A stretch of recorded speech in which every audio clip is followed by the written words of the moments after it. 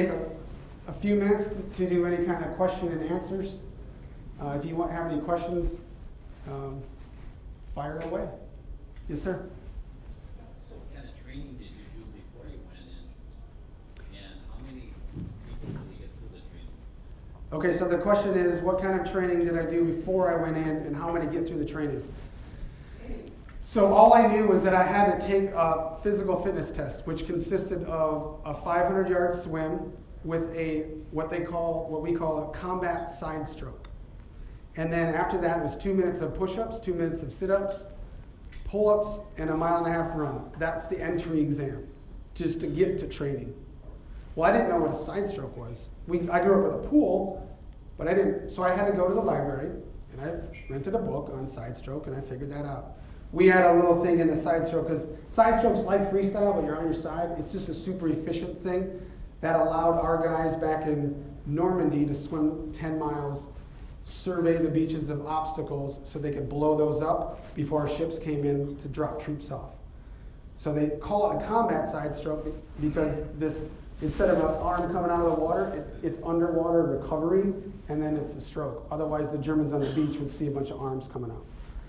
So, but once people show up at training, it's about 70 to 77% attrition. My class started with 220, and of the original 220, 15 graduated. So, you popped your hand up first, Greg. Oh, I'm sorry. Craig. Yeah, so the DOTS program, are you taking this Stanford, Think and Grow Rich from Napoleon Hill? Are you working with living candidates with that before they start the training? Or what's the success rate of it? So the question is, are we taking these things and applying it to the candidates before they enter the Navy? Yes. So the Navy's charges me to do this with these kids. So we not only do we work out with them physically, but we sit down with them about an hour a week and just go over the success mindset. There's no data on whether it's working, but they're collecting it. It's only a couple years old. They don't know that it's Napoleon Hill. I figured that out like 6 months ago. I was like, this is the same stuff. So, yes, sir. Look around the room, people, since I'm here, I would like to have you share with all of us the specifics of each one of those ribbons that you have. You wear your chief's uniform, very handsome, I appreciate that. I'd like to have you tell these folks what they're looking at. Okay. Very handsome guy. You're gonna make me blush, man. Just one on the top of your head. Yeah. So he wants me to talk about all this stuff. Gosh, it's not really. So some of it is just for being around long enough. I'll be honest. The bottom blue ones are for marksmanship with a pistol and a rifle. A couple of awards with performance. I saved a guy's life out of a pool one day, so that was there. The top one's a Bronze Star. I have 2 of them, one from Afghanistan, one from Iraq. The very bottom one, which is supposed to be the least of them all, is actually the one I'm most proud of. Because of my operations I did with the Lithuanian SOF, the Special Operations Forces, they gave me what's equivalent to their Silver Star. So it was a huge honor for me. I'm not even supposed to wear it unless I'm around the Lithuanians, but there's no one here in the Navy that's going to tell me that. Because they know what words are coming at them next. So the stripes, actually I'm missing one. It's for good behavior. It's only because I haven't put it on there. That's all. Because I'm lazy. Call it the top and bottom. The top and bottom one? Oh, okay. So this which we call the Budweiser, it's an insignia for a SEAL. So if you're a SEAL, you have this. So this is earned after you graduate BUDS and then go through about 12 to 18 months more advanced training and sit in front of a board of old SEALs, old veterans, and answer 100 questions. Sometimes it's pretty daunting, it's pretty intimidating. You're sitting in front of 7 of these guys asking just questions, sometimes tactics, sometimes the rate of fire of a machine gun. So you gotta memorize all that stuff and answer weird questions. The bottom one, yep, I'll give you guys, bottom one's for jumping out of a plane more than 10 times. Sir? Go through BUDS, go through that advanced training, sit in front of that board. People fail that, if you get back through it, or what's that attrition rate like? So all, 98% of the attrition happens at BUDS. So those boards, like you're mentored through the whole thing, and they just make sure that you got your head out straight. Occasionally, there are operators that have like major safety violations. It usually revolves around something that looks like SWAT tactics, what we're doing inside a room, because everyone's got a gun and we're shooting in different directions. If we have a serious safety violation, then they're booted. Over here. What's the hardest point of BUDS or that particular moment did you ever second guess your commitment? Yep, I knew that was going to come up. Always comes up. So the hardest time for me at BUDS was Sunday afternoon. We have the weekends off for the most part. And I went to college with a guy from San Diego, and his parents lived in San Diego. And he was there for some of the summer, because he went back up to college up here. But it was driving back to base, knowing that I got another week of this crap that I got to deal with. And I hit Sundays like Mother's Day, Father's Day. I think our birthday, I shared a birthday with my dad. I think our birthday landed on a Sunday. So I had all these like Sundays that were just awful, having to go back knowing that I got to go through this week again before I can just go and chill at my friend's parents' house. I never doubted anything. I never doubted it. Again, I kind of felt it was a calling. I just felt like I was meant to be there. So in my mind, I was already there. When I got to boot camp, they had this SEAL recruiting video. The Navy was still trying to get more SEALs. And it was this cheesy 1970s video, and these SEALs that had these cheesy 1970s mustaches running around doing this mission, and it had this music to it. When it was the worst time that I was having, I had this music playing in my head and imagining myself on this mission. And I did it from the first person to the third person visualization, just telling myself, I will have my brown shirt, I will have my brown shirt. Yes, ma'am. I'm just curious as to how your family dealt with you going off on these really dangerous missions, if they knew in advance or did they find out afterwards? What did you do to keep them calm? So, yeah, parents are worried. The thing that I was told them, I'm with the best trained operators on the planet. There's millions of dollars spent just on my training. It would blow you away. So as I go and do these things, yeah, I'm right side by side with guys that are trained just like me. I'm divorced, so it's not easy on the family. I came back here as a result of that to chase my kids back here because my ex is from Minnesota. And my fiance came with me, and I'm getting to know my kids again, or maybe for the first time. When I was an instructor, I had my youngest two, so I got to know them pretty well growing up, but yeah, so it's stressful. I spent an average of 220 days away from home a year for 20 years. So, anything else? Yes, sir. How many languages do you say you're proficient? One. Yes. Thanks, Doug. Doug's my broker, and so I'm in real estate now as I transition out of the Navy, and so thanks for the question, Doug. I don't think that's true. I've heard him talk several languages on a I could say hello and BS with someone for a second, but I've always wanted to ask you that. yeah. Yes, sir. What's your take on what's going on in the Mideast? Oh man, what time is it?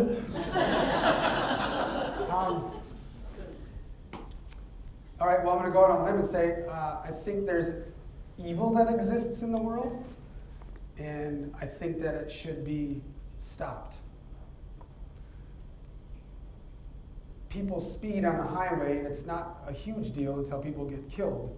But the highway patrol still has a job of trying to stop it. And whether we like it or not, America has the most powerful military in the world, and we export security. And I think we have a responsibility. Thank Yep. you. From all of us. It's been, honestly, like, it's weird getting that. It's a thank you. He said thank you. It's an honor. So, yes, ma'am. So as a recruit, what are the top qualities you're looking for in this young generation coming into line of duty? So what are the qualities in a recruit that we want? So, believe it or not, just to qualify for the Navy, these kids go through a ton. They have to have like higher 50 percentile academically, and then physically qualified. So, and the physicians at our entry stations scrutinize everything. I've had a female candidate fail the screening because she had one wavelength hearing 5 decibels lower than the other ear, so they disqualified her. Like, and that's just the Navy. So physical fitness is huge, and then they have to have a certain amount of, they take something similar to an ACT. So every like academic section is drawn out, and some of those specific academic sections we're looking for a particular proficiency in. So if they get through that, then they can work out with us after they've seen the doctor, and then over time, if they qualify physically, then they can get a contract to go and try out. So there's a little bit of an interview process. I've never encountered someone who has a bad attitude. Only one kid that cheated on a run, he was gone immediately. So, but attitude, and I've got a kid right now that wanted to do it because he was afraid of the water. And in the last 6 weeks, this kid is doing a 10.5-minute swim. So he's just like insanely determined, and he probably won't make it. He probably won't make the times, but I gotta hand it to him. Like, he was coughing and throwing up the first time I had him in the water. So that's what I'm looking for, really. So, Ruth. Do you feel that in today's age that you get enough people wanting to enter, or is the number diminished, or do you still have enough applicants? So do we have enough applicants? So in Minneapolis and the surrounding states, the recruiting district covers 5 states: the Dakotas, Iowa, Nebraska, and Minnesota. Unemployment from 18 to 24 is like less than 1.5%. So it's really challenging for our recruiters. Nationwide, we're getting what we need for naval special operations. And it's like 5 different jobs that we have. But here it's challenging. Yeah. And one other part, do you still have to be physically able to do it? So do I still have to be physically? So there's a Navy physical fitness test that's much less strenuous than what we have. So that's my only requirement here. I'm a little broken from a couple of bad parachute jumps. Sorry. And so I can't do some of the things that I could have 10 years ago. It's a young man's job. So, you have a question? Kind of relates to Ruth's, the first part of her question anyway. What kind of outreach tactics have the Navy found the most successful in bringing in? What kind of tactics have they found? It isn't unlike regular sales. It's just people getting out, pounding the ground, and talking to folks. Talking to high school football coaches, swimming coaches. They do marketing. I mean, I don't know, the Navy spends millions of dollars on events and stuff, and that's just brand awareness. But the reality is, the recruiters out informing, kids what's available. And the military and the Navy have insane benefits. My whole college was paid for, and I still have a GI Bill left that's worth 81 grand that I'm passing on to my kids. So, I mean, there's just so many benefits. When I retire, my health insurance is gonna cost $230. You like that? That covers my whole family. So just getting out there and talking to folks. Yeah. Yes. Can you tell us a little more about your foundation? Thank you. Yeah, so Minnesotans Military Appreciation Fund. When Molly and I got here, I wanted to start a charity, which got approved last week. But I wanted to work with somebody so I could figure out how one is run well. And I connected with the Minnesotans Military Appreciation Fund. What they do is they give grants to Minnesotans who served in combat zones. So any Minnesotan who served in combat zone after 9/11, they give them a $500 grant just for saying thank you. They went back and forth with the IRS on this deal, so we're not 1099 these guys, and they have to claim it as income. And it was part of like the governor and Gene Sitt, who started it from Sitt Investments. Now his son Roger runs it. And he was connected with a guy named General Vesey, who is the highest decorated Minnesotan in history. So we've given to date just under 17,000 grants worth over 10.9 million. So it's really cool that we're able to give back and say thanks to Minnesotans for, and sometimes it's $500 is like such an enormous deal to them, and that they're able to like pay their electric bill. You know, because these are young kids that are deployed, who get cut out of a job somewhere where they're getting paid decent, and now they're in Kuwait, you know, cleaning floors, getting paid, you know, pennies. So thanks for asking that. I appreciate that. And Joe, who was our admin, Joe, raise your hand. He's here. The one proud thing we have about MMAF is that everything that we do with our events is completely underwritten by Roger Sitt, which means 91 cents this year, right? 91 cents of every dollar that's donated goes to the recipient. The only thing we pay for is Joe's salary, so it's a full-time job. There's a few other things, but. Close enough. Well, thanks for being honest about it. We have to so we have this 5K in the summer, and we have to hire a race group to set it all up, otherwise it's just too demanding. A couple other things like that. All right, so any other questions? Yeah. How can we participate in donations to the fund? What can we give back to them? There's a fishbowl on the table over there.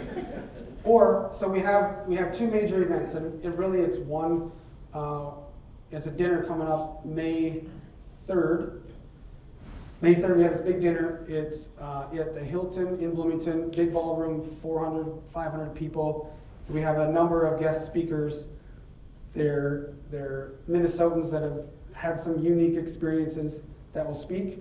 And dinner, drinks, the whole works, all underwritten by Roger Sitt, and just a really cool sort of grassroots event.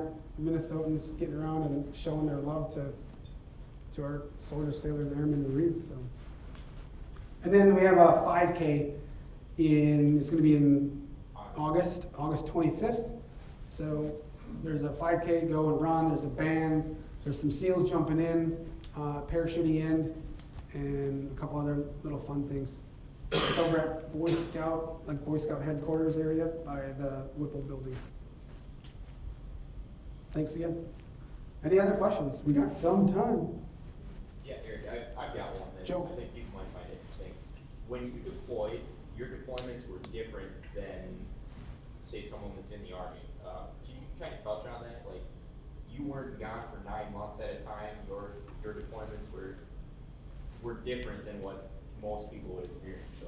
Yep, so Joe's asking what my deployments were like. So yeah, when you think about SEALs, it's actually just a tool. So sometimes I get asked what's different than between you and Army's Green Beret. It's a different tool. So if the Joint Chiefs want to control a large battle space, they're going to send a lot of soldiers there. And inside that mission, we're going to be sort of cruising around, wreaking havoc, basically poking people in the eye and stealing the high value enemy that's running their show. So we're really expeditionary, where we deploy with say 100 SEALs and then 400 support personnel, anything from an electrician that can build an electrical grid inside one of those mud huts in the middle of Afghanistan to people that drive our huge vehicles or people that drive boats. So everything's expeditionary. We deploy out and run around, sometimes only for a couple of months and come home. I did do a 10-month deployment last time, so it really varies. But that picture of all the guns on the wall, that was a room that I had. I didn't do a lot of sleeping outside, so it's in essence like pretty luxurious. I had my own room, which is a 40-foot tractor trailer mill van that was just outfitted with electricity and a TV and internet. So I got to call home and try to get my dad to figure out Skype. So, yes, sir. I got two questions. First is, in the field on mission, did you ever encounter conditions or have experiences that were worse than Hell Week? So in the field, did I ever have anything that was worse than Hell Week? No, that's the point of Hell Week. So if you think about anything that you're proud of, that you value, came at a cost.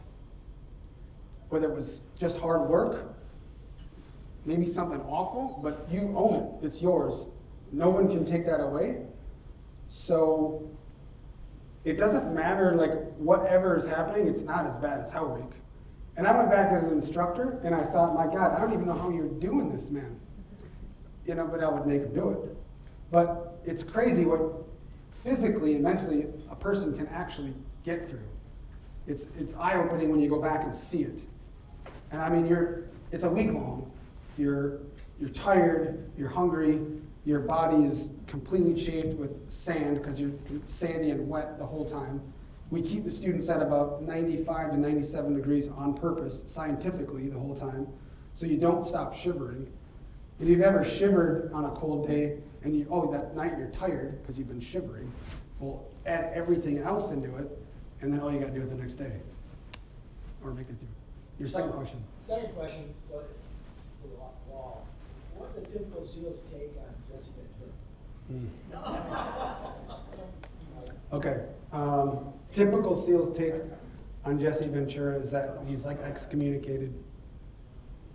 Yeah. So the other common question is, was he really a SEAL? Okay, so the way this worked was, as I explained that people went in, blew up obstacles in Normandy, those were our forefathers. So they called them underwater demolition teams. That evolved into what's known now as the SEAL teams. So literally what it was in the 80s, they said, in the 60s, they had 3 demolition teams in San Diego, and they said, hey, who, step forward, everyone's in a line, step forward if you know how to dive, if you're dive qualified, so step forward. Okay, step forward if you also are jump qualified, okay, step forward. All right, those of you that step forward twice, you're now SEAL Team 1. That's how it worked. So people that scrutinize him for not being a SEAL, like, I'm never going to say that he was a SEAL, but as far as our community goes, no. And I actually worked for him when, I came back for like Christmas vacation or something, and I went in and helped him out do a couple of things. Yes, ma'am. What was it like shifting from combat back into? Yeah, good question. So what's it like shifting from combat back here? So the hard times were like that first week back. So you saw me cooking steaks because everything was really taken care of for me. All I had to do was like find the bad guys, put my gear on, and go and get them. So it was kind of, in a sense, just a simple life. I wake up, every meal's cooked for me. You know, the vehicles are cleaned by our support personnel. Everything's kind of taken care of. I plan missions. I lead people on the missions, and then I come back and I eat and whatever. But when you come home, like, I'm standing in the grocery line and some lady's arguing about a coupon, and I'm like, man, get some perspective, you know? I mean, you know, like, Bezos is ranked number 1. Like, can you imagine what that 7 billionth person ranked is like? That what their life is like? Like, people are being, human trafficked. Parents are selling their kids for sex trafficking. Like, get some perspective. So that's kind of hard to transition, because to me, I'm like, man, relax. So then the other thing is, it's kind of captured in the movie once. When I walked down the grocery store, I'm like, There's like 1,700 different cheeses I could decide on right now. I don't know. So, family life's a little weird. The kids, that's probably the hardest part. Kids are, I'm a stranger. So, especially when they're young. And like, it's like a puppy. Like you have that affection automatically. But you come home and like you're sort of rejected by that. It's tough. So, there's another hand over here. No? Yes, ma'am. Which president was that? President Bush, both times, and he mispronounced my name. It's on my shirt. It's on my coat. He said Lindquist, but no, it was cool. He he made a trip out to Bahrain when I was out there, and we had dinner with him. And then his last trip, it was like January 15th before he gave over as president. It was his last trip. He flew in, the 3 Marine ones landed on our base, and he came and it was super like informal. Like we were all like sitting around talking. He was making jokes that were like super inappropriate, and Dick Cheney was there, and Secretary Rice was there, and it was just super cool taking photos and just kind of shooting the breeze. It was cool. Sir. How do you think military operations will change in the next 10, 15 years, if at all? How will military operations change in the next 10 or 15 years at all? Well, I think we're going to go a lot more unmanned stuff. And so there's like cyber war is going to be huge. I don't think the special operator is ever going to go away, but I think countries are going to try to build special operations more and more. And it's just kind of like if you look at the 40s where the power, or the power was in numbers. So you can have computers and drones do the job of a lot of people. So I think that's going to be where it heads. Some scary stuff. Okay, so I'm going to wrap up, but I'm going to finish by giving you kind of an assignment. You have 5 questions to answer. The first question is, why am I here? What's my purpose on this planet? And you're welcome for starting with an easy one. Number 2, what are my God-given talents? What am I great at? Number 3, what are my values? What is it that I absolutely will not compromise on?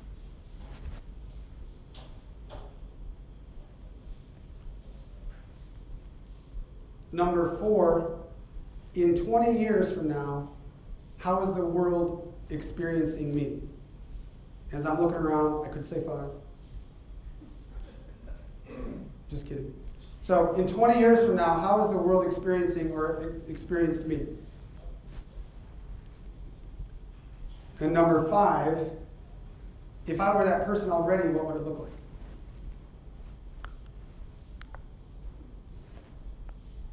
If I were that person already, what would it look like?